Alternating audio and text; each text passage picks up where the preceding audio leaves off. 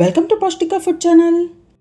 ಇಂದಿನ ವಿಡಿಯೋನಲ್ಲಿ ರುಚಿಯಾದಂಥ ಸುವರ್ಣಗೆಡ್ಡೆ ಪಲ್ಯ ಮಾಡೋದು ಹೇಗೆ ಅಂತ ನೋಡೋಣ. ಉಡುಪಿ ಶೈಲಿನಲ್ಲಿ ಹಬ್ಬಗಳಲ್ಲಿ ಅಥವಾ ಇನ್ಯಾವುದೇ ರೀತಿ ವಿಶೇಷ ಸಂದರ್ಭಗಳಲ್ಲಿ ಎಲೆ ಮೇಲೆ ಬಡಿಸೋದಕ್ಕೂ ಕೂಡ ಈ ರೀತಿ ಸುವರ್ಣಗೆಡ್ಡೆ ಪಲ್ಯ ಮಾಡ್ಕೋಬೋದು.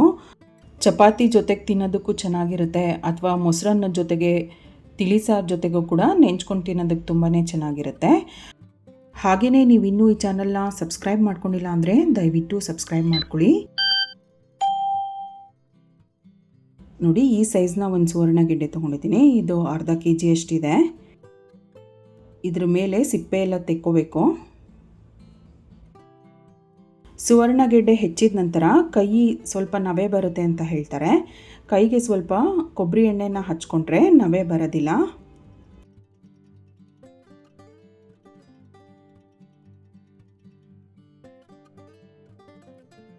ನೋಡಿ, ಸಿಪ್ಪೆ ಎಲ್ಲ ತೆಗೆದ್ಬಿಟ್ಟು ಚೆನ್ನಾಗಿ ತೊಳೆದ್ಬಿಟ್ಟು ತೊಗೊಂಡಿದ್ದೀನಿ. ಇದನ್ನು ಸಣ್ಣದಾಗಿ ಕಟ್ ಮಾಡ್ಕೊಳ್ಳೋಣ.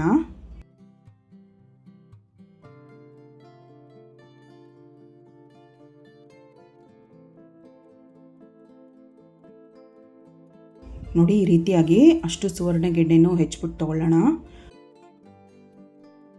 ಅಷ್ಟು ಸುವರ್ಣಗೆಡ್ಡೆನೂ ಹೆಚ್ಚಿದ್ದಾಗಿದೆ. ಇದಕ್ಕಿವಾಗ ಒಂದು ಅರ್ಧ ಚಮಚ ಅರಿಶಿನ ಪುಡಿ ಸೇರಿಸ್ತಾ ಇದ್ದೀನಿ. ಹಾಗೆಯೇ ಉಪ್ಪು ಹಾಕೋಣ ಒಂದು ಅರ್ಧ ಚಮಚದಷ್ಟು. ಹುಣಸೆ ರಸ ಒಂದು 2 ಟೀ ಸ್ಪೂನ್ ಸೇರಿಸ್ತಾ ಇದ್ದೀನಿ. ಇದು ಮುಳುಗೋಷ್ಟು ನೀರು ಹಾಕ್ಬಿಟ್ಟು ಒಂದು 10ರಿಂದ 15 ನಿಮಿಷ ನೆನೆಯೋದಕ್ಕೆ ಬಿಡೋಣ. ಇದು ತಿಂದರೂ ಕೂಡ ಕೆಲವರು ನಾಲ್ಗೆ ಎಲ್ಲ ಕೆರೆತ ಆಗುತ್ತೆ ಅಂತ ಹೇಳ್ತಾರೆ. ಈ ರೀತಿ ಒಂದು 15 ನಿಮಿಷ ಉಪ್ಪು ಅರಿಶಿನ ಪುಡಿ ಹುಳಿನಲ್ಲಿ ನೆನೆಸಿಟ್ಬಿಟ್ಟು ನಂತರ ಪಲ್ಯ ಮಾಡಿದ್ರೆ ನಾಲ್ಗೆ ನವೆ ಅಥವಾ ಕೆರೆತ ಬರೋದೆಲ್ಲ ಆಗೋದಿಲ್ಲ. ಒಂದು ಪ್ಲೇಟ್ ಮುಚ್ಚಿಬಿಟ್ಟು 15 ನಿಮಿಷ ಅದನ್ನು ಹಾಗೆ ಬಿಡೋಣ.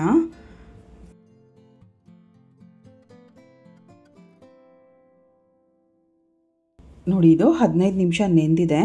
15 ನಿಮಿಷದ ನಂತರ ಈ ನೀರನ್ನೆಲ್ಲ ಚೆಲ್ಬಿಟ್ಟು ಮತ್ತೆ ಬೇರೆ ನೀರನ್ನು ಬಳಸಿ 2ರಿಂದ 3 ಸರಿ ತೊಳೆದ್ಬಿಟ್ಟು ತಗೋಬೇಕು.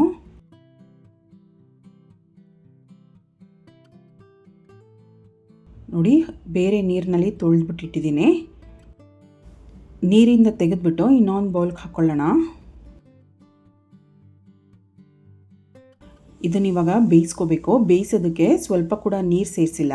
ನೀರು ಸೇರಿಸ್ತಿರಾನೆ ಕುಕ್ಕರ್ನಲ್ಲಿ ಇಟ್ಬಿಟ್ಟು 2 ವಿಷಲ್ ಆಗೋಷ್ಟು ಬೇಯಿಸ್ಕೋಬೇಕು. ನೀರು ಹಾಕ್ಬಿಟ್ಟು ಬೇಯಿಸಿದ್ರೆ ತುಂಬ ಬೆಂದುಬಿಡುತ್ತೆ.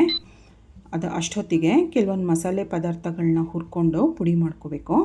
ನಾನಿಲ್ಲಿ ಸಾಸಿವೆ 1/4 ಚಮಚ, ಉದ್ದಿನಬೇಳೆ 1 ಟೀ ಸ್ಪೂನ್, ಮೆಂತ್ಯ 1/4 ಟೀ ಸ್ಪೂನ್, ಜೀರಿಗೆ ಅರ್ಧ ಟೀ ಸ್ಪೂನ್, 1 ಟೀ ಸ್ಪೂನ್ ಧನಿಯಾ ಕಾಳು, ಹಾಗೆಯೇ 3 ಗುಂಟೂರು ಮೆಣಸಿನ್ಕಾಯಿ, 3 ಬ್ಯಾಡಗೆ ಮೆಣಸಿನ್ಕಾಯಿನ ಮುರಿದುಬಿಟ್ಟು ತೊಗೊಂಡಿದ್ದೀನಿ. ಫ್ರೈಯಿಂಗ್ ಪ್ಯಾನ್ಗೆ 1 ಟೀ ಸ್ಪೂನ್ ಅಷ್ಟು ಎಣ್ಣೆ ಹಾಕ್ಬಿಟ್ಟು ಇದಿಷ್ಟು ಪದಾರ್ಥಗಳನ್ನ ಸೇರಿಸ್ಬಿಟ್ಟು ಹುರ್ಕೋಬೇಕು. ಆದಷ್ಟು ಲೋ ಫ್ಲೇಮ್ನಲ್ಲೇ ಹುರ್ಕೋಬೇಕು. ಆವಾಗಲೇ ಪದಾರ್ಥಗಳೆಲ್ಲ ಚೆನ್ನಾಗಿ ಗರಿ ಗರಿ ಆಗುತ್ತೆ ಮತ್ತು ಸೀದ್ ಹೋಗೋದಿಲ್ಲ.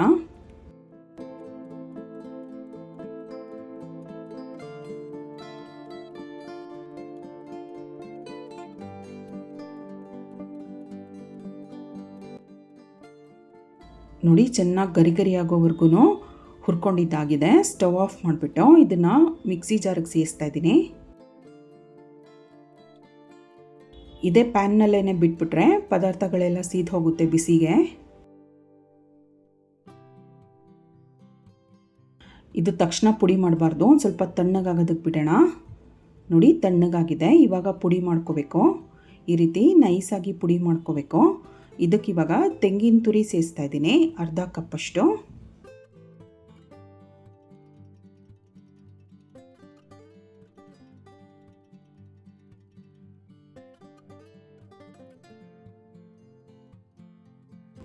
ನೀರು ಸೇರಿಸ್ತೀರಾ, ಜಸ್ಟ್ 1 ಅಥವಾ 2 ಪಲ್ಸ್ ಗ್ರೈಂಡ್ ಆಗೋಷ್ಟು ರುಬ್ಕೊಂಡ್ರೆ ಸಾಕು.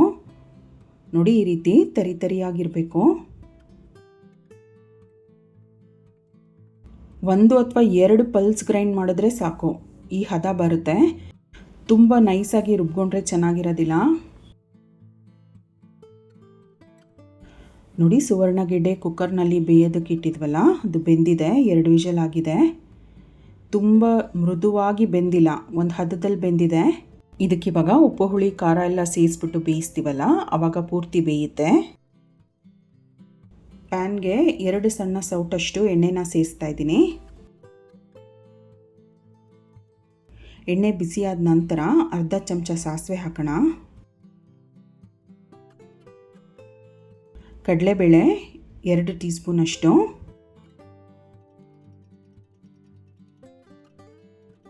ಉದ್ದಿನಬೇಳೆ 1 ಟೀ ಸ್ಪೂನ್, ಒಂದು ಸ್ವಲ್ಪ ಹಿಂಗು ಸೇರಿಸ್ತಾ ಇದ್ದೀನಿ.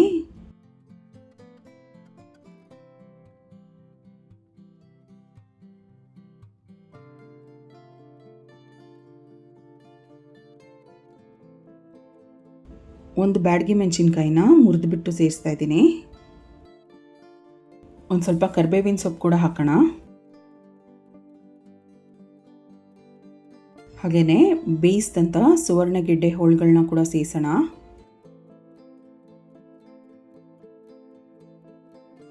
ಕಾಲು ಚಮಚ ಅರಿಶಿನ ಪುಡಿ ಹಾಕ್ಬಿಟ್ಟು ಇದನ್ನು ಒಂದು ಸ್ವಲ್ಪ ಬಾಡಿಸ್ಕೋಬೇಕು.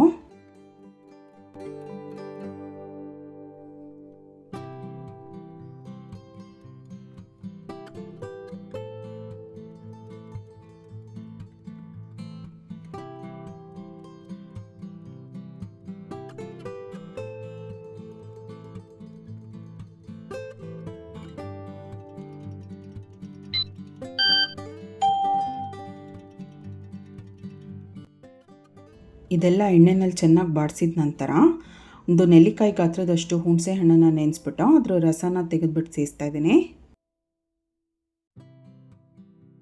1 ಟೇಬಲ್ ಸ್ಪೂನಷ್ಟು ಬೆಲ್ಲ ಹಾಕೋಣ.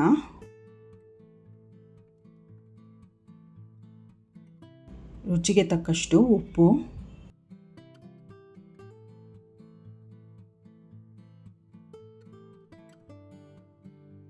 ಅರ್ಧ ಕಪ್ಪಷ್ಟು ನೀರು ಹಾಕೋಣ. ಸುವರ್ಣಗೆಡ್ಡೆ ಹೋಳುಗಳಿಗೆ ಉಪ್ಪು ಖಾರ ಹುಳಿ ಎಲ್ಲ ಹಿಡಿಬೇಕಲ್ಲ, ಹಾಗೆಯೇ ಬೇಯೋದಕ್ಕೆ ಬಿಟ್ಟರೆ ಬೇಗ ತಳ ಹಿಡಿದು ಬಿಡುತ್ತೆ. ಮೀಡಿಯಮ್ ಹೀಟ್ನಲ್ಲಿ ಬೇಯೋದಕ್ಕೆ ಬಿಡೋಣ. ಲಿಡ್ ಕ್ಲೋಸ್ ಮಾಡೋ ಅವಶ್ಯಕತೆ ಇಲ್ಲ. ನಾವು ಹಾಕ್ದಂಥ ನೀರೆಲ್ಲ ಸ್ವಲ್ಪ ಹಿಂಗಬೇಕು, ಅಲ್ಲಿವರೆಗೂ ಹಾಗೆ ಬೇಯೋದಕ್ಕೆ ಬಿಡೋಣ. ನೋಡಿ, ಸುಮಾರು ಹೊತ್ತಿಂದ ಬೆಂದಿದೆ.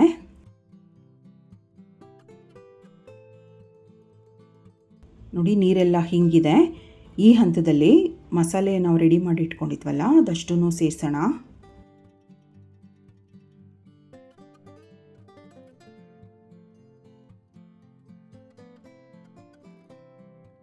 ಲೋ ಫ್ಲೇಮ್ನಲ್ಲಿ ಚೆನ್ನಾಗಿ ಈ ರೀತಿಯಾಗಿ ಬಾಡಿಸ್ಬೇಕು.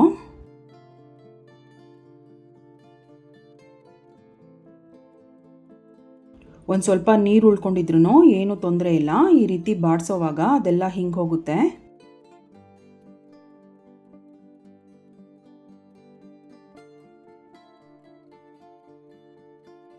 ನೋಡಿ, ಸ್ವಲ್ಪನೂ ನೀರಿಲ್ಲ.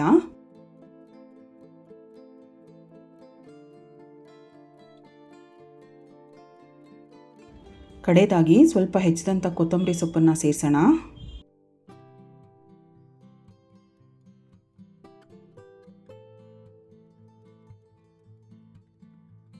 ಸ್ವಲ್ಪ ನೀರು ಹಾಕಿ ಬೇಯಿಸಿರೋದ್ರಿಂದ ಸುವರ್ಣಗೆಡ್ಡೆ ಕೂಡ ಹದವಾಗಿ ಬೆಂದಿರುತ್ತೆ.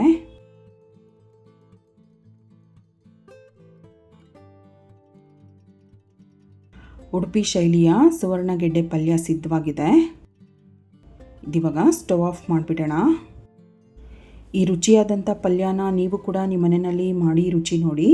ತಪ್ಪದೇ ಈ ಚಾನಲ್ನ ಸಬ್ಸ್ಕ್ರೈಬ್ ಮಾಡ್ಕೊಳ್ಳಿ. ಈ ವಿಡಿಯೋನ ಲೈಕ್ ಮಾಡಿ, ಶೇರ್ ಮಾಡಿ. Thank you.